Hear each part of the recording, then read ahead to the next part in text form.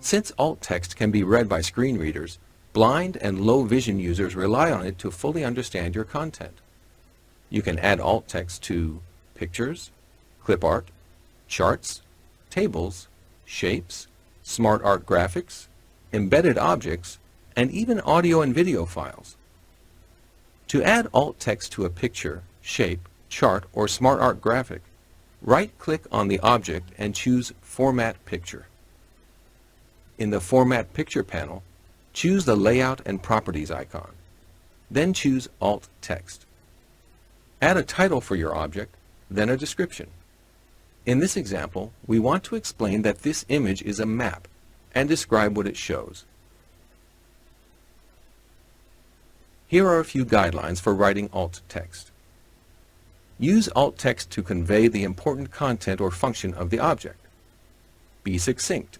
Typically, a few words are all you need, though sometimes a short sentence or two might be appropriate. And since screen readers generally say what type of content the object is, you don't need phrases like image of, table of, or link to. But what if the image is just decorative, and there's nothing important to say about it? In that case, you can tell the screen reader to skip this image. For this image, we'll open up the alt text dialog just as before. In the description, we'll type in 2 double quotes with no space between them. Now the screen reader will ignore this picture.